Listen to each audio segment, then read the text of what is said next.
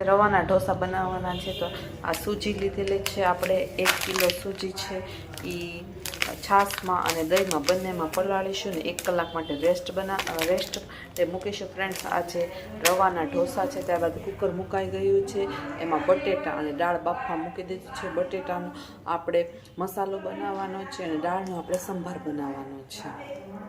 ત્યારબાદ આ રવો છે એનું બેટર બનાવવા માટે આપણે થોડું દહીં એડ કરીશું, દહીં અને પાણી એડ કરી અને આપણે મિક્સચર બનાવીશું. તમે જોઈ શકો છો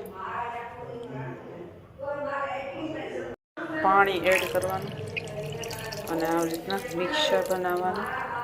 તમે જોઈ શકો છો ફ્રેન્ડ્સ, ઢોસાનું બેટર રેડી થઈ ગયું છે. ત્યારબાદ આપણે હવે સાંભાર અને મસાલો બનાવીશું બટેટાનો.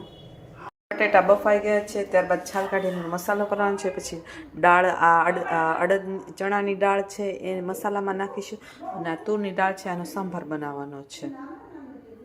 મસાલો બનાવવા માટે સૌથી પહેલાં તેલ લીધું છે, ત્યારબાદ હિંગ એડ કરી છે, ત્યારબાદ આપણે રાઈ એડ કરીશું. ફ્રેન્ડ્સ આપણે લીમડાના પાન એડ કરીશું, ત્યારબાદ ઓનિયન એડ કરીશું, ત્યારબાદ મરચાં એડ કરીશું.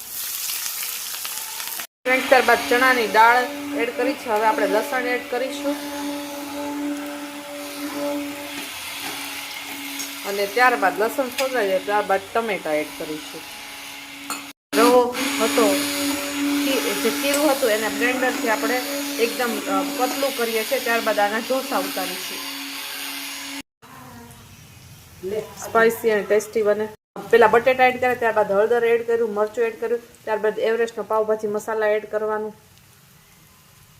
ભાજીનો એવરેસ્ટ મસાલો એડ કરવાનો, ત્યારબાદ મિક્સ કરી દેવાનો. ફ્રેન્ડ્સ આ મસ્ત મજાનું સ્ટફિંગ લાગે, તમે પણ એકવાર બનાવજો.